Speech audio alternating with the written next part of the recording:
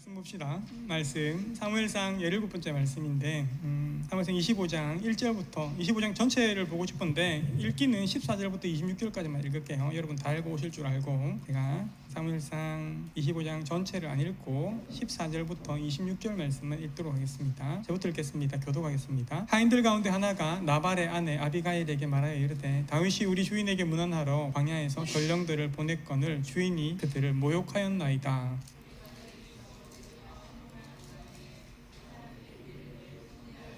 우리가 양을 지키는 동안에 그들이 우리와 함께 있어 밤낮 우리에게 담이 되었음이라.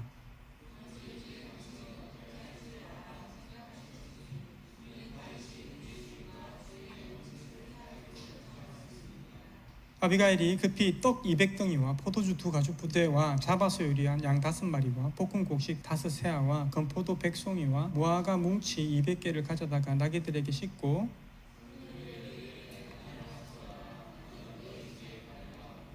아비가일이 나귀를 타고 산 호젓한 곳에 따라 내려가더니 다윗과 그의 사람들이 자기의 이유로 마주 내려오는 것을 만나니라.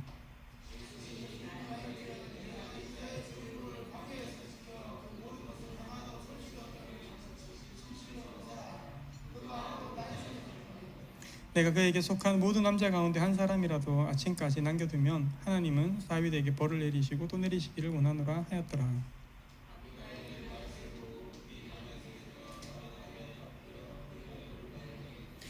그가 다윗의 발에 엎드려 이르되 내 주여 원하건대 이 죄악을 나 곧 내게로 돌리시고 여종에게 주의 귀에 말하게 하시고 이 여종의 말을 들으소서.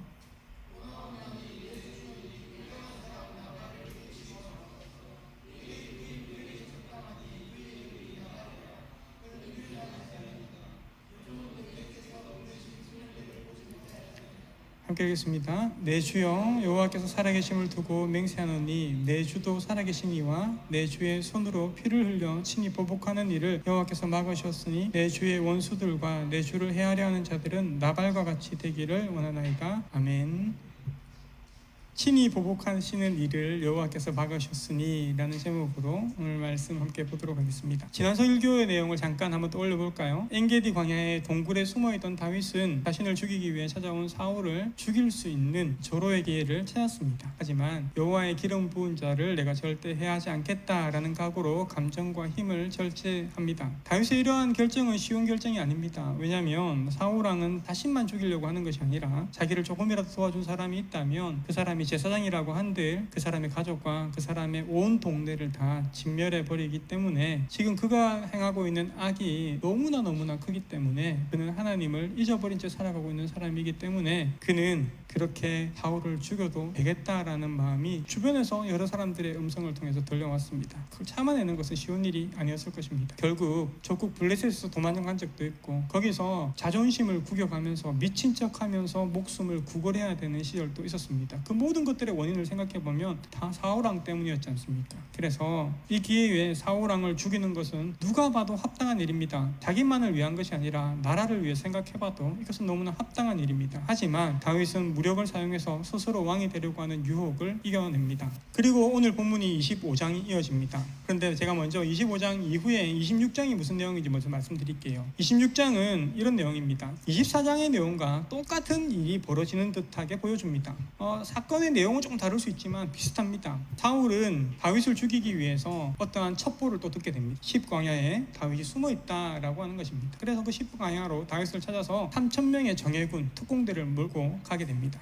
그 군대의 밤에 이제 막 천막들을 치고 야영을 하겠죠. 그 중간에 사울의 천막이 있었는데 다윗은 호기롭게 그 천막으로 가서 사울이 자고 있는 천막에 들어가서 사울의 창과 그의 물병을 들고 나옵니다. 그리고 산 위에서 외치죠. 사울이 들을 수 있게끔 외칩니다. 내가 왕을 죽일 수 있는 기회가 있음에도 나는 그러지 않았습니다. 나의 충정을 알아줬으면 좋겠습니다 라고 그는 또 외칩니다. 비슷한 결말입니다. 사울은 또 내가 잘못했다라고 이야기하면서 너의 충정이 옳았다라고 이야기하면서 그는 다시 물러납니다. 24장과 26장은 장소만 다르지 내용은 비슷하다는 것입니다. 어떤 사람들은 그래서 24장과 26장이 똑같은 사건을 재탕해서 기록했을 것이다 라고 추측하기도 하지만 말도 안 되는 이야기죠. 이렇게 적었으면 이렇게 적은 이유가 있다는 겁니다. 성경이 왜 이렇게 적혀졌는가? 24장과 26장이 쌍둥이처럼 같은 사건을 기록하고 있고 중간에 사건이 25장이 기록되어 있으면 이러한 구성에서 중간에 있는 사건은 뭘 말하고 있을까요? 앞에 싸고 있는 사건과 그 주제가 더 분명한 사건 하나를 중간에 넣어둠으로써 이 주제를 더 분명하게 일러주고 있는 것이죠.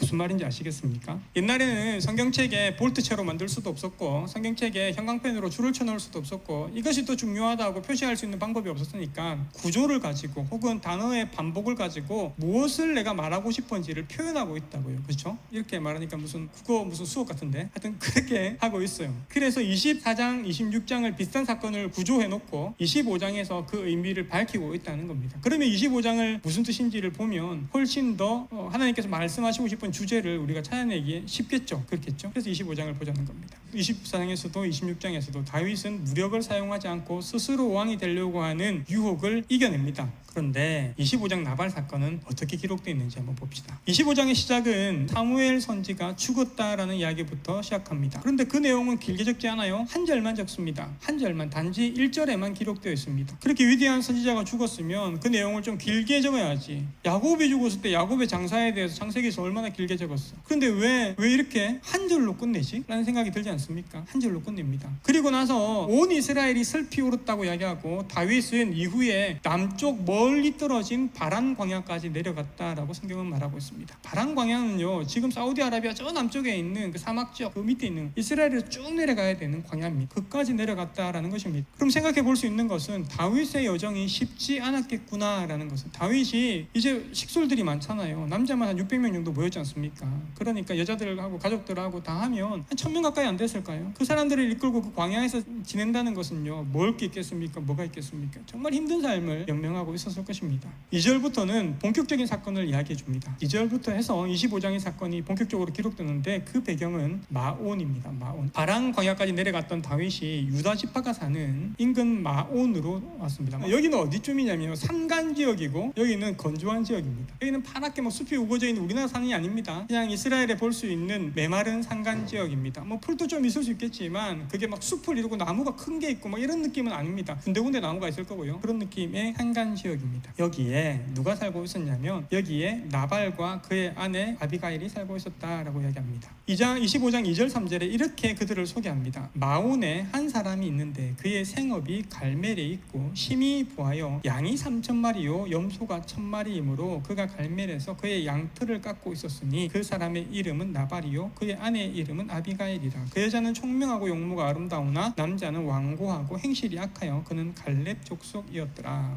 여러 가지 정보를 설명합니다. 나발에 관해서. 나발이 어떻게 생겼는지 인상착의는 모르겠지만 나발의 정보를 설명하면서 우리가 관심을 봐야 될 것은, 성경이 나발의 인품에 관해서 먼저 이야기합니까? 나발은 재산에 관해서 먼저 이야기합니까? 재산. 그러면 성경에서 이렇게 표현할 때 우리는 나발은 자기의 인격보다 재산이 앞서는 사람이구나 라고도 이해할 수 있습니다. 재산을 위해 사는 사람이구나, 돈밖에 모르는 사람인 것 같아 라는 느낌을 우리한테 먼저 심어줍니다. 나발은 이런 사람이었어 라고 소개해주는 겁니다. 실제 나발은 그런 사람이었죠. 나발이 얼마나 부자였는지, 양이 3000마리고 염소가 1000마리였습니다. 다른 가축들도 더 많았겠지만 일단 그것만 설명해 줍니다. 양이 3000마리, 염소가 1000마리라고 하는 재산은요, 굉장히 큰 재산이죠. 양과 염소는 조금 지나면 자꾸 늘어나겠죠. 그죠? 가만히 있어도 이 재산은 증식이 됩니다. 특별한 뭐 가뭄이 오거나 이러지 않으면 증식이 계속될 겁니다. 나발은 그 동네에서 알아주는 부자였습니다. 그런데 그 사람이 갈렙 족속이었다라고 얘기합니다. 우리가 알고 있듯이 갈렙은 유다 지파에 이 산지를 내게 주소서라고 말했던 그 갈렙입니다. 갈렙은 가나안을 정복할 당시에 가장 척박한 땅을 내게 달라고 했습니다. 그게 이 지역이었거든요. 이 척박한 땅을 내게 달라. 여기에는 거인 같은 족속들이 살고 있는데 내가 하나님 약속이 있으니까 내가 그 가장 험한 일을 내가 감당하겠다라고 도전했던 믿음의 사람이 갈렙이었죠. 이 갈렙의 후손이었다라고 이야기해 줍니다. 갈렙의 후손인데 재물만 아는 미련한 사람이 되어버렸습니다. 그죠? 조상이 뭐 어떻게 훌륭하다고 자손이 훌륭하다 이런 건 또 아닌 것 같아요. 그런데 다행히 이 사람 아주 지혜롭고 현명한 아내를 얻었나 봅니다. 그의 아내의 이름은 아비가일이었습니다. 여러분, 다윗의 처지는 사울의 눈을 피해서 나발의 인근 광야에 숨어있는 처지입니다. 그런 다윗에게 나발이 지금 양털을 깎는다라는 소식이 들려왔습니다. 양털은 보통 언제 깎을까요? 봄, 여름, 가을, 겨울 중에 봄에 깎겠죠. 봄에 깎겠죠. 여름에 깎으면 너무 덥지. 애가 벌써 더워 죽으려고. 그렇죠? 그래서 늦봄에 깎습니다. 이제 추위가 다 가고 나면 양털을 깎거든요. 양털을 깎는 날은 양을 치는 키우는 업을 하는 사람들에게 축제일일까요? 아니면 슬픈 날일까요? 축제일이죠. 양털이 돈이 되지 않습니까? 양털로 옷감도 만들고 이불도 만들고 다 하지 않습니까? 그러니까 양털을 깎는 날은 축제일이죠. 농사를 짓는 사람이 타작마당에서 타작을 하는 날이라고 성경에 기록되어 있죠. 그때 잔치를 벌린다고 지난번에 제가 룻기 하면서 설명해 드렸죠. 타작마당에서 잔치를 벌리지 않습니까? 양털 깎는 날은 목축업을 하는 사람들에게는 큰 잔치를 벌린 날입니다. 그래서 이때는 양도 잡고 그 다음에 뭐 이렇게 가진 음식과 술을 따가지고 와서 수고했던 사람들을 먹이고 입히고 막 이렇게 해줍니다. 아주 기분 좋은 날입니다. 그러니까 다윗이 숟가락을 얹고 싶었던 거죠. 우리도 먹을 걸 좀 주세요. 다윗은 먹을거리에 대한 걱정이 얼마나 많았겠습니까? 그 자기를 따르는 사람들이 많아짐에 따라서. 그래서 그런 날이라고? 그래, 그러면 그 부장한테 가서 내가 좀 먹을 걸 달래야 되겠다라고 하면서 소년 10명, 그러니까 건장한 젊은 남자 10명을 보냈습니다. 그러면서 이렇게 전합니다. 어르신 만수무강을 빕니다. 어른도 평안하시고 집안도 모두 평안하기를 빕니다. 어른의 모든 소유도 번창하기를 빕니다. 지금 일꾼들을 데리고 양털을 깎고 계시다는 소식을 들었습니다. 어른의 목자들이 우리와 함께 있었는데 우리는 그들을 괴롭힌 일도 없고 그들이 갈멜에 있는 동안 양 한 마리도 잃어버린 적도 없습니다. 일꾼들에게 물어보시면 알겠지만 그들이 다 대답하겠지만 우리는 그들이 어떻게 우리의 보호를 받고 지내는지 들으면 아실 겁니다. 그러니 잔치를 벌이는 이 좋은 날 어른들을 찾아왔으니까 이 젊은 사람들에게 너그럽게 보시고 먹을 것을 주십시오. 부디 어른들의 종이나 다름없는 저의 부하들을 그냥 보내지 마시고 먹을 것을 들려 보내주십시오. 아들과 다름없는 다윗이 글을 올려 보냅니다. 이렇게 전했습니다. 여러분, 이 말이 어떻게 들립니까? 여러분이 나발이라면 어떻게 들리겠습니까? 좋게 제가 완곡하게 표현을 한 것 같죠? 진짜 완곡했을까요? 나발이라면 이렇게 보여주지 않겠습니까? 어느 날 갑자기 여러분의 가게에, 여러분이 막 하고 있는 가게, 큰 가게에 어떤 그 건장한 어깨 10명이 왔습니다. 건장한 어깨 10명이 와서 저희가 이제 가격을 잘 돌봐주지 않습니까? 이제 식량을 좀 나눠주십시오. 이렇게 이야기했다고 하십시오. 우리가 다윗에게 감정이입이 많이 되어 있지 사실 나발에게 감정이입이 안 되지 않습니까? 근데 나발에게 감정이입을 잠깐 하고 어느 날 어깨들이 10명 와서 돈 내놔라고 했다가 보호비를 주세요. 보호했습니다. 이때까지. 내가 이제 보호해라고 했습니까? 보호했어요. 밤낮 우리가 다른 놈들이 못 오도록 가게 앞에 얼쩡거리지 못하도록 우리가 애들 보냈고 보호했습니다. 1년 동안 보호 열심히 해줬으니까 돈을 내놓으세요. 이렇게 하는 느낌 아닙니까? 그럼 나발 입장에서는 계약서를 적었어요. 저하고 이런 마음이 안 들겠어요?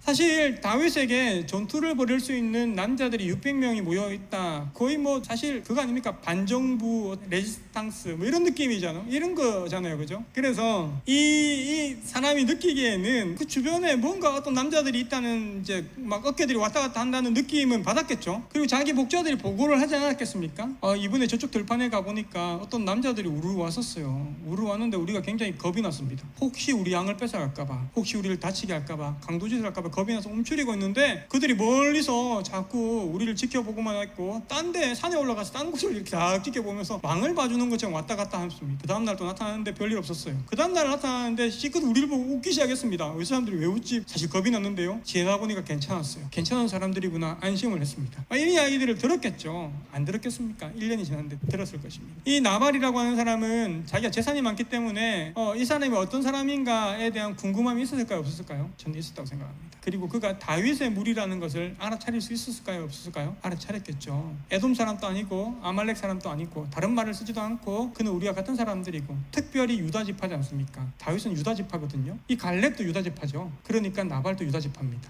그러면 앞에 24장에도 사람들이 신고를 했고 26장에도 10광야에서 10사람들이 다윗이 여기 있다고 신고를 했습니다. 근데 나발은 왜 신고를 안 했을까요? 나발이 신고 안 한 이유는 뭘까요? 그죠?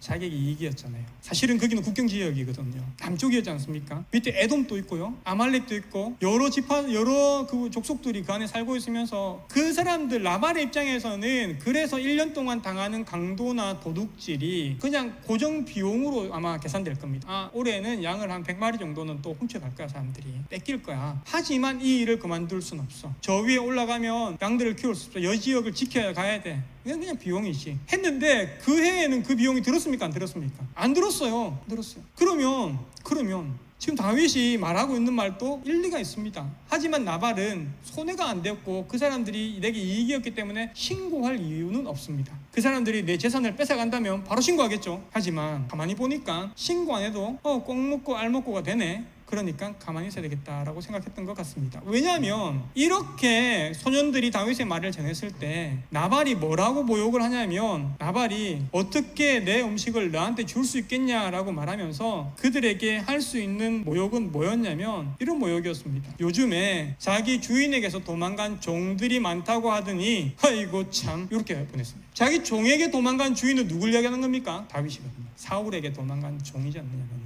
조롱해버렸습니다. 다윗은 자기 정체를 밝혔습니다. 저는 이세의 아들이고 전 다윗입니다. 여러분, 그 당시 이스라엘 사람들 가운데에 사울의 폭정이 계속되고 있으니까 이스라엘 사람들 가운데 다윗에 대한 열망이 있었을까요? 없었을까요? 있었겠죠. 그때도 다윗을 사모하는 사람들과 그래도 사울이 왕이지, 그 앞에 있어야지, 뭔가 콩고물에 떨어져, 지금 시퍼런 권세를 갖고 있는 사람은 사울이야 라고 하는 사람으로 나눠져 있던 형국이었겠죠. 그러니까 사울에게 신고하는 사람도 있고 다윗을 도와주는 사람도 있지 않습니까? 그냥 우리가 성경을 보면서 그냥 그런 이야기였는갑다가 아니라 그 시대도 그 안에서 정치적으로 그런 두 권력이 그 안에 있었을 겁니다. 나발은 다윗의 편에 들지 않고 사울의 편에 들기로 했던 이유가 뭐냐면, 나발은 일단 그 동네 자체가 사울에게 특별한 동네였거든요. 그 전에 성경에서 여러분 기억나실까 모르겠지만 아말렉과의 큰 전쟁에서 이기고 나서 그게 큰 사울의 기념비를 세우는 동네가 갈멜이었습니다. 갈멜 사람들에게 사울이 가지고 있는 애정이 있었거든요. 그죠? 이런 이야기들은 있죠. 이런 사건들은 저기 러시아와 독일이 2차 세계대전 때 가장 많이 전쟁을 격심하게 벌였던 곳이 스탈린그라드라는 도시입니다. 러시아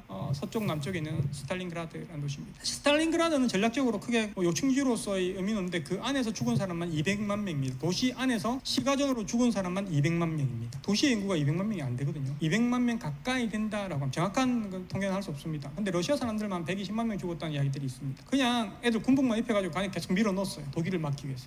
근데 거기에서 왜 전쟁이 그렇게 벌어졌냐면, 히틀러가 미쳐가지고 그런 것도 있겠지만 히틀러는 1m도 후퇴하면 안 된다고 이야기를 했기 때문에 독일군이 그 안에서 계속 싸우고 있었거든요. 그런 것도 있었겠지만 이름이 스탈린그라드라서 그래요. 스탈린그라드는 러시아의 굉장한 지도자였지 않습니까? 혁명을 일으킨 그 스탈린그라드라는 이름이 그 도시에 짚부어져 있기 때문에 가지고 있는 의미의 그 상징성 때문에 더 많이 싸웠다, 더 뺏길 수 없었다라고 이야기합니다. 히틀러는 그걸 더 뺏고 싶어 했다라고 이야기합니다. 나발이 사고 있는 갈멜이 그런 느낌인 것 같아요. 그래서 나발은 결국에는 자기에게 먹을 걸 좀 달라고 하는 다윗을 뿌리칩니다. 그러면서 주인에게 도망간 종이라고 그를 조롱합니다. 여러분, 저는 다윗이 나발에게 겸손하게 음식을 요청하는 이걸 보고 그럴 수 있겠다는 생각이 듭니다. 그렇지 않습니까? 자기를 데리고 온 사람들 당신의 종이라고 이야기하고, 난 당신의 아들 같은 다윗입니다 라고 이야기했어요. 촌수로 따지면 아들이 될지 안 될지 같은 유다 지파기 때문에 모르겠지만 당신의 아들 같은 사람입니다 라고 이야기를 해버리면 다윗이 겸손해진 거잖아요. 사실 다윗은 젊었을 때부터 이스라엘의 영웅이었습니다. 부대 장관이었고요, 모든 전쟁을 이스라엘 백성들을 위해서 앞서 나가서 싸워서 이긴 사람입니다. 온 국민의 영웅이었어요. 근데 그가 뭐라고 이야기하냐면 난 당신의 아들입니다 라고 이야기해버립니다.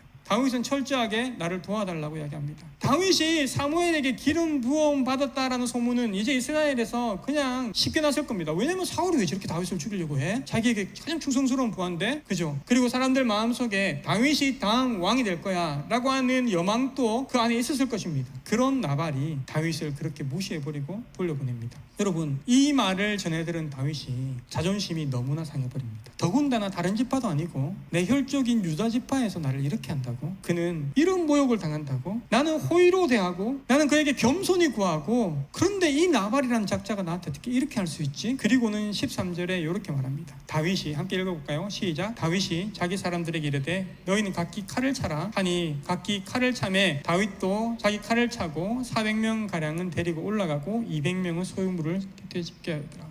재미있는 구절인데요, 이 짧은 그 문장 안에 칼을 3번 연달아 이야기합니다. 성경에 이렇게 적혀있는 구절이었거든요. 칼. 지금 다윗은 무력으로 응징하려고 하는 강한 의지가 이 안에 분명히 나타났죠. 그죠? 나중에 아비가일이라고 하는 이야기를 들어보면 이렇게 이야기하죠. 내가 여호와의 살아계심을 두고 맹세하는데 내가 나달에게 달려가서 그에게 속한 모든 남자를 다 죽여버리려고 했다, 이렇게 이야기합니다. 사울왕하고 비슷하죠. 이제 모든 남자를, 나발만 잘못했는데 나발만 죽이는 게 아니라 나발과 함께한 모든 남자를 다 죽여버리려고 했다고 합니다. 지금 다윗은 뚜껑이 열렸습니까? 안 열렸습니까? 열렸죠. 다윗은 폭발하고 있습니다. 지금, 그죠? 폭주를 하고 있어요. 아니, 그 전에 자기가 그렇게 비참하게 오랫동안 고생하게 만들고 자기를 그렇게 무시했고 못살게 괴롭혔던 사울왕이 있었을 때는 왜 폭주하지 않고 여호와의 기름 부으신 자를 내가 해할 수 없어 이렇게 말했는데, 이 다음 사건에서도 그렇게 할 수 있는데 왜 그 안에 다윗의 인격은 이렇게 됐냐는 겁니다. 다윗은 왜 이 정도 조롱도 못 이겨내고 폭주하면서 그에게 속한 모든 남자를 내가 다 죽여버리겠다 칼칼칼 이러고 있냐는 겁니다. 왜 이렇게 됐을까요? 여러분, 다윗의 자존심이 발동한 것 같은데, 자기보다 나은 사람, 자기보다 높은 사람, 그 사람들이 자기를 무시할 때는 자존심이 상하긴 해도, 힘들긴 해도 사람들이 폭주하지 않습니다. 그런데 사람들은 자기보다 못하다고 생각하는 사람이 자신을 무시할 때는 참지 못합니다. 초보 운전자 딱지를 떼고 혹은 조그마한 소형차가 자기 앞을 추월하고 왔다 갔다 하면 화가 나고 나도 빨리 쩔어내고 싶다 이런 마음이 생기는데, 뭐 고급차, 외제차, 굉장히 비싼 차들이 그렇게 싹 하면 그래, 뭐 그럴 수 있지, 잘 가라 그래라, 운전 참 희한하게 하네, 이렇게 너그러운 마음이 생기죠. 우리 자존심이 그렇습니다. 우리 자존심이 상해서 분노로 질주할 때 보면, 우리보다 못한 사람이 자존심을 상하게 한다고 할 때, 그렇게 생각할 때 우리 자존심은 폭발할 때가 많습니다. 그 사람의 잘못뿐만 아니라 이전에 스크래치가 났던 나의 모든 자존심 상했던 일들까지도 그 사람한테 다 폭발해냅니다. 높은 자리에 올라갈수록, 더 많이 배울수록, 더 가질수록, 심지어 내가 더 괜찮은 사람이라고 생각할수록 이런 자존심은 더 많이 작동합니다. 그 자존심을 작동하게 만드는 것은 교만이거든요. 엊그저께 충진교회에 있던 한 청년 하나가 교회에 찾아와서 3시간 동안, 제가 금요일은 설교자가 되는데 3시간 동안 저를 붙잡고 이야기하다 갔습니다. 제가 붙잡은 건지 그 친구가 나를 붙잡은 건지 모르겠지만 3시간 동안 앉아서 이야기하다 갔습니다. 이야기하다 갔는데 그 친구가 군대를 장교로 가 있었거든요. 대위까지 했습니다. 그 친구가 내가 왜 군대 처지는 같은데 군대 계속 있지 왜 나왔냐 이렇게 이야기하니까 자기 하는 말이, 자기가 그 비행기 통제하는 통제실에 있었대요. 전투기들 통제하는 그 안에서 자기가 이제 책임자가 되고 뭐가 있으니까 어느 날 자기는 그리스도인으로서 사람들에게 참 친절하게 대하고 부하들에게 그렇게 인격적으로 대하고 이래야 되겠다 생각했는데, 그 안에서 자기가 괴물이 되어가는 자기 모습을 봤답니다. 폭발을 하는 자기 모습을 봤답니다. 제 방에 와서 앉아있다 보니까 제 방에 보드게임이 많지 않습니까? 목사님 이런 건 뭐예요? 목사님 뭐 이렇게 물어보더라고. 그래서 내가 내가 요즘에 20, 30대 젊은 애들이랑 잘 놀고 있어 이렇게 이야기하니까 이제 제가 신기한 듯이 저를 쳐다보는 겁니다. 목사님 왜 꼰대가 안 되는 거죠? 이렇게. 사실 제 꼰대거든요. 근데 이제 자기가 볼 때는 자기는 군대에서 계급이 조금만 올라감에도 불구하고 꼰대가 금방 되어버렸다는 거야. 폭발하고 가르치려고 하고 훈수하고 막 이렇게 하는데, 목사님 어떻게 그렇게 하죠? 라고. 한동대에 있는 여러분들은 잘 모르겠지만 저는 모교일이 되면 2주에 한 번씩 영천에서 저를 만나기 위해서 오는 불신자 친구도 있습니다. 초등학교 교사하고 있는 26살 먹은 남자애가 2주에 한 번씩 나랑 놀고 싶다고 합니다. 여러분들은 저랑 노는 게 그렇게 재밌을지 모르겠지만 세상에 그런 사람도 있다는 겁니다. 그런 사람도. 그러고 나서 밤늦도록 놀다가 갑니다. 가고 그러면서 보드게임 하는 게 아니라 자기가 일어났던 일들, 생각들 이런 걸 막 나누는 친구가 있습니다. 고맙죠. 나랑 놀아주는 것도 고맙고, 멀리서 그렇게 나를 1시간씩 고속도로를 타고 와서 앉아서 있다 가는 것도 고맙고. 그런데 제가 꼰대의 마음이 내 안에 들거든요. 내 안에 자존심 상할 때가 있거든요. 젊은 사람들과 같이 지내다 보면 이렇게 나를 무시해? 이게 뭐야? 이렇게 무시해. 막 그런 마음이 들 때가 있어요. 어젯밤에도 그런 이야기 좀 있었어요. 카톡방에, 그 동호회 카톡방에 어떤 친구가 이번에 모임할 때는 제가 음악을 좀 선곡하겠습니다 이래가지고 무슨 곡 하려고, 아파트 이런 거 틀지 마라, 요즘 정신 시끄럽더라 막 이렇게 내가 이야기했거든요. 그런 거 정말 정신 나갈 것 같더라, 그런 거 틀고 게임 못한다, 내가 이렇게 이야기했거든요. 그 애가 나한테 카톡으로 음악을 하나 딱 보냈어. 그 공개 카톡방에 40몇 명 모여있는 카톡방에 뭘 보내냐면 요즘 반야심경이라고 하는 그 댄스곡이 있더라고요. 그걸 틀겠다는 거야. 그러니까 내가 종교로 장난치기 있기 없기 이렇게 이제 했는데 잠깐 조금 마음이 좀 상했었어요.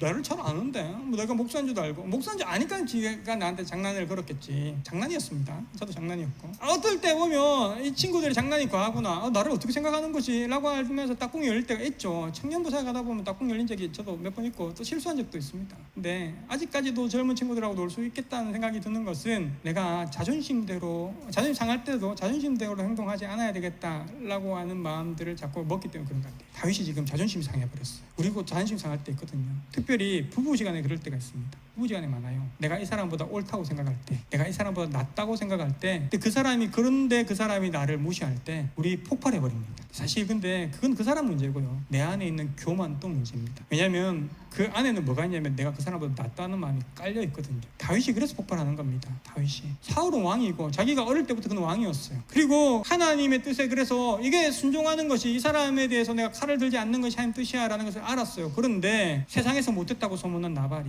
자기를 자기를 내가 그렇게 낮게 겸손하게 구했는데, 내가 자기 양을 그렇게 돌봐줬는데 나에게 이렇게 한다고 폭발해버리는 거죠. 여러분, 하나님의 사람들은 자존심이 움직이는 대로 살아가는 사람들이 아닙니다. 우리는 하나님 만드시는 자존감이 우리를 세워가는데, 그 회복된 자존감으로 살아가는 사람이지 자존심으로 살아가는 사람들은 아니란 겁니다. 사전을 찾아보면 자존심은 이렇게 정의 내리집니다. 남에게 굽히지 아니하고 자신의 품위를 스스로 지키는 마음, 이렇게 부릅니다. 남에게 굽히지 않고 자신의 품위를 스스로 지키는 마음. 중요한 건 남에게 굽히지 않는 겁니다. 자존감은 뭐의 준말입니까? 자존중감의 준말이죠. 자존중감. 스스로의 품위를 지키고 자기를 존중하는 마음. 여기서 남이 필요하지 않습니다. 스스로의 품위를 지키고 자기를 존중해주는 마음. 이게 자존감입니다. 자존심은 상대적인 것이라서 늘 비교하고 늘 아파하고 늘 쓰라립니다. 그런데 자존감은 상대랑 상관없이 내 안에 세워지고 길러지고 만들어지고 훈련되어져 갑니다. 여러분, 다윗이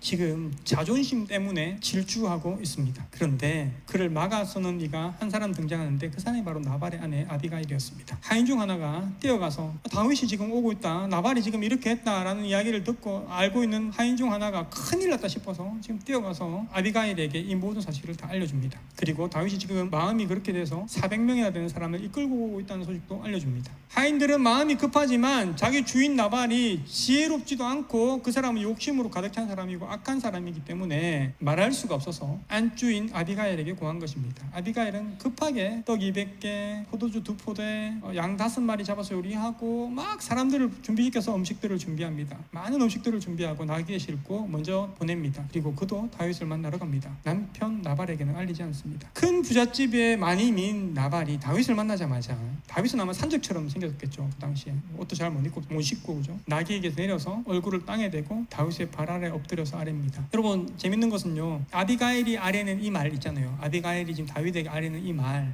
여인이 성경책에서 한 번에 내뱉은 말 중에 가장 긴 말입니다. 아비가일의 말을 성경은 가장 길게 기록하고 있습니다. 요것만 떼고 따로 떼어내어서 설교할 수도 있습니다. 그렇게 설교하고 싶은 마음도 생겼었는데, 전체 주제, 구조상의 주제를 더 말하는 게 오늘 맞겠다 싶어서 그건 말하지 않겠는데, 아비가일이 말하고 있는 말은 이런 말들입니다. 그는 내 남편이 얼마나 못난 사람인지를 먼저 이야기하면서 다윗의 마음을 누그러뜨리려고 합니다. 그리고 이야기하는 거죠. 하나님한테 당신은 어떤 부심이 있는 사람인지를 일깨워줍니다. 그리고는 세 번째로 하고 싶은 말은 그거죠. 원수 갚는 것은 하나님께 속했다. 당신의 손으로 당신의 백성의 피를, 이스라엘의 백성의 피를 왕으로 등극하기도 전에 이미 이스라엘 사람들의 피를 당신 손에 묻히는 것을 하나님께서 허락하지 않으실 것이다. 그렇게 안 했으면 좋겠다 라고 부탁합니다. 그녀의 말은요, 제가 잘 모르겠는데 상담적으로나 심리적으로 어떤 건지 모르겠는데 한번 분석해 보면 좋겠는데, 그녀의 말은 분노한 다윗을 수그러뜨리고 정신을 차리고 하나님을 바라보기에 충분한 말인 것 같습니다. 개역개적 성경의 어체라서 그렇게 안 들릴 수도 있겠지만 한번 볼까요? 잠도 깰 겸 우리 한 절씩 교독하도록 하겠습니다. 제가 한 절, 여러분들이 한 절 교독할게요. 그가 다윗의 발에 엎드려 이르되, 내 주여 원하건대 이 죄악을 나 곧 내게로 돌리시고 여종에게 주의 귀에 말하게 하시고 이 여종의 말을 들으소서.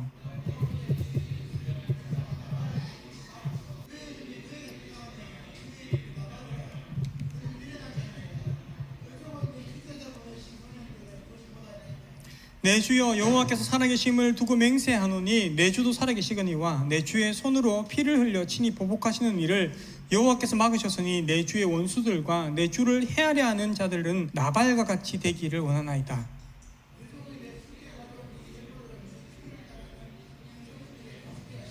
주의 여종의 허물을 용서하여 주옵소서. 여호와께서 반드시 내 주를 위하여 든든한 집을 세우시리니 이는 내 주께서 여호와의 싸움을 싸우시며 내 주의 일생에 내 주에게서 악한 일을 찾을 수 없음이니이다.